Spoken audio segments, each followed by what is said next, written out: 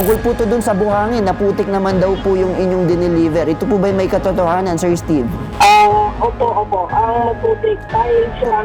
Wait. Totoo po, putik po yung pinadala nyo? Bakit kailangan ni Sir Ruben magsagot na mahigit 96,000? Di ba dapat yung company magre-release ng sinasabing produkto pag nadala kay customer doon na magkakaroon ng sinasabing hatian? Bakit naman sir yung pobreng ahente papasagutin nyo ng napakalaki-laki? Yung utang na yan, sir, kay John lahat yan. Kaya hindi ako magbabayad dyan, sir. Wala akong pakialam dyan sa utang na yan. Yung 96,000, sir, yung sa pinag-deliver mo na putik, yun lang, sir, ang hinahabol ko, sir. Lumapit po ako sa hashtag ipabitag mo kay Sir Ben Tolpo. Nagrereklamo po ako kay Steve Tan. Ako po ay ahente, sir, ng isang buhangin galing kay Steve Tan. Meron ba akong sir, kliyente na nangailangan ng buhangin. Kaya tumawag po ako kay Steve Tan. Ang sabi ko po sa kanya, deliveran mo ako ng buhangin. May nangailangan, 2 truck. Kaya ginawa ko, sir, pinadala ko na yung pera sa kanya. Nag-abuno po ako, sir, ng bali inabot, sir, ng 96,000. Tapos ngayon, sir, nung dumating na yung deliver niyang buhangin, putik naman, sir, hindi naman tinanggap nung kliyente ko. Sabi ko, sir, ibalik mo yung pinang-abono ko doon dahil pera kong sarili sa tindahan yun. Kaya hanggang ngayon, sir, hindi na niya ibinigay yung naabono ko na 96,000. Sir Ben, matulungan mo ako sa problema ko. Kailangan na po namin yung pera na yun, sir, dahil po na namin sa tindahan yan. Sir, tama ba yung pagkakarinig ko? Imbis na buhangin, putik yung i-deliver nung inyong nirereklamo? Opo, sir. Paano putik po yan? Di ba pag sinabing putik yan, hindi naman natin magagamit yan sa construction. Bakit putik yung binigay? Opo, sir. O you mean to say, sir, yung buhangin, basa? Basa po, sir. Basa. Hindi naman yung literal na putik na yung maitim. Hindi naman. Okay. So, ang nirereklamo nyo po, ano pong pangalan niya? Sino siya? Si Steve Tan, sir. Ano siya? May-ari ng alin? Ng kumpanya? Pagkakalam ko, sir, siya ang may-ari ng LYG Quarry. Quarry. So, ibig sabihin niya, dun yung mga tinitibag na mga bato, ginagawang buhangin, mga graba. Opo, lahat po. Mayroon doon, sir. Nag-aahente kayo. Opo, nag-ahinti po ako sa kanya. So, ito lang talaga yung problema na parang gusto mo talagang habulin sa kanya, yung inabono mo, no, na 96,000 para dito sa kliyente mo. Opo, sir. Yun lang po, sir, talaga ang hinahabol ko, sir, dahil pera kasi na sarili namin yan, sir. Pero sir, matanong ko lang, bakit ikaw middleman ka, di ba? Supposedly, dapat yung bayad manggagaling sa kliyente mo. Bakit ikaw yung nag-shoulder or sumalong? Tumawag ako sa kanya, sir, 2:00 ng hapon. Ang sabi niya, sir, wala. O di ganito, sir. Tinawagan ko po yung kliyente ko, sir, na, ma'am, wala daw pong buhangin. Okay. Dahil walang kware. Alright. Ang sabi po niya, sir, ay sige po, uuwi na kami. Oh, so, kumbaga ayaw na ng kliyente mo. Hindi po, gusto po. Kaso, Uuwi na. gantay lang po siya na kung kailan ako tatawag sa kanya. Pagdating po ng 9:00 ng gabi, tumawag po siya sa akin, sir, na... Sinong siya? Yung pong si Steve Tan. Okay. Ang sabi po sa akin, Kuya, may buhangin na. Kaya sabi ko, di, salamat, sir. Ang problema nito, sir, sabi ko, yung pera, dahil napauwi na yung may-ari. Sabi niya, naku, kuya, hindi pwede yan, kuya, dahil kailangan ko ang COD ngayon. Kasi last minute, nagsabi yung si Steve Tan na siya ay may buhangin. Kaso yung kliyente mo, parang sa mindset niya, wala na. Kaya ikaw muna yung nagbayad para i-deliver na agad dun sa kliyente mo. Tama ba? Opo, kasi... Okay, kaso nga nangyari, iputik yung naman yung dumating. Siguro, bilisan na lang natin to, no? Para at least malaman din natin talaga yung panig nung nirereklamo mo. Kausapin din natin muna yung barangay chairman ng Piña, Taysan, Batangas para at least mabigyan tayo ng assistance dito sa nirereklamo mo. Magandang umaga po, Kapitan Marasigan. Magandang umaga po.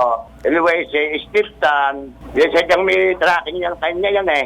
So actually, makakausap din po natin kasi si Steve Tan. Ang gusto lang po sana namin hingin sa barangay, willing naman daw kasing makipag-usap po yung nirereklamong amo. So, hahayaan po namin yung barangay sana na kung ano po yung mapag-uusapan dito sa programa, makakaabot po sa inyo at kayo po yung mamamagitan din kasi ito po ay nasa jurisdiction nyo dahil yung area po ng quarry, no? Can you stay on the line lang po para marinig yung pag-uusap po, no? Nasa kabilang linya na po siguro si Steve Tan. Magandang umaga sa iyo, Steve Tan. Magandang tanghali po.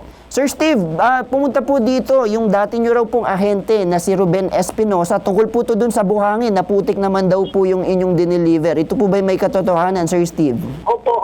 Ang maputik dahil siya...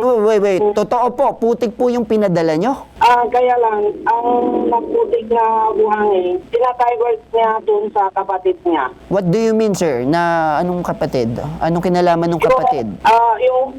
Hindi bumasa ba? Hindi tumanggap ng client. Kaya naglipat sa other place. Inaamin yun, hindi pumasa yung buhangin ninyo. Opo. Bakit naman kayo nagpadala, Sir Steve, ng buhangin na hindi papasa? Nakakaya na nga naman sa mga kliyente nyo yan. Matanong ko lang, sir, yung nagiging problema kasi dito actually, wala nang problema kung nagkaroon ng reject or putik, yung imbis na bato or whatever man kung ano yung dadalhin doon na buhangin. Yung punto lang dito, sir, bakit kailangan ni Sir Ruben magsagot na mahigit 96,000? Di ba dapat yung company magre-release ng sinasabing produkto pag nadala kay customer doon na magkakaroon ng sinasabing hatian? Bakit naman, sir, yung pobreng ahente papasagutin nyo na mahigit na 96,000 na napakalaki-laki? Yun ang hinahabol niya. Ano yung nagiging problema, sir? Kasi si Kuya Espinosa, ang pamilya na nadala, hindi na akong bayadan.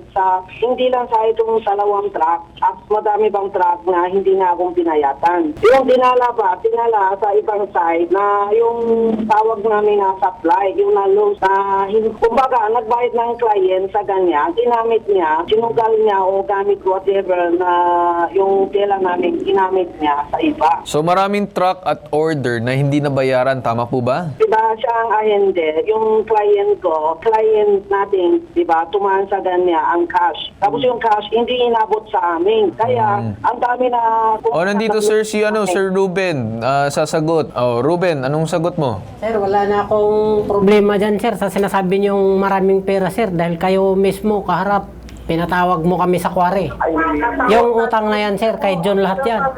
Kaya hindi ako magbabayad dyan, sir. Wala akong pakialam dyan sa utang na yan. Yung 96,000, sir, yung sa pinag-deliver mo na putik, yun lang, sir, ang hinahabol ko, sir. Hindi ko na hinahabol, sir, yung sinasabi mong biyahe, sir, na nawawala, sir. Dahil hindi ako nagpapautang kayo.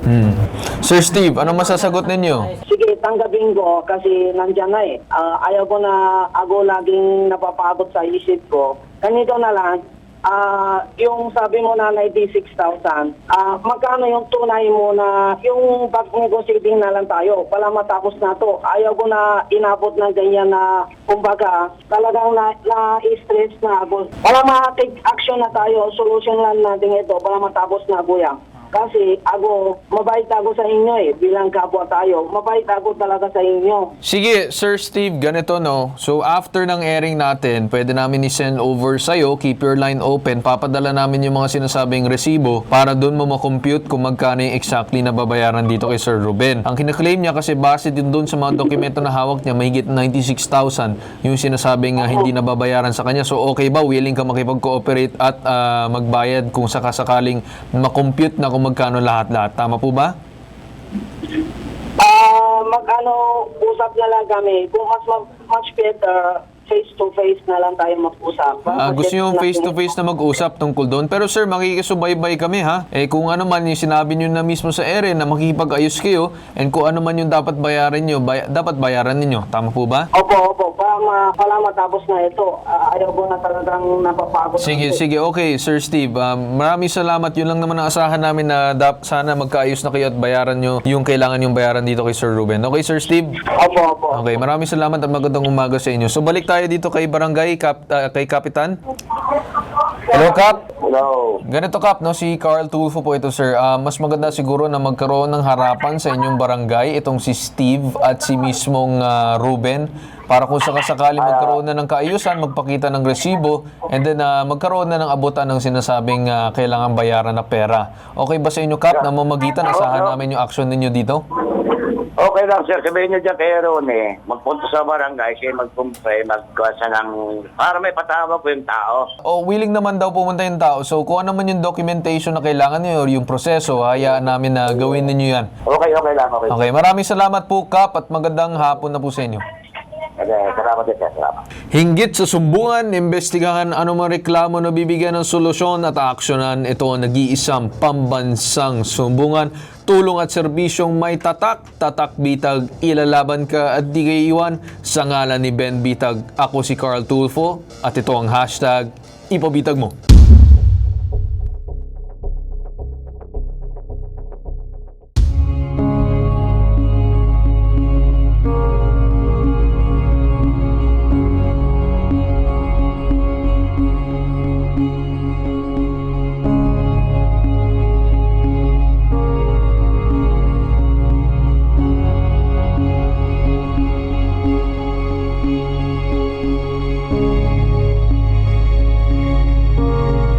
Magandang hapon po, Sir Ben Tulfo at sa Bitag. Dahil po sa Bitag, natulungan niyo po ako na makuha na po yung pera ko. Tsaka maraming salamat din po kay Kapitan. Dahil sa problema ko, natulungan niyo po. Maraming salamat po, Sir Ben.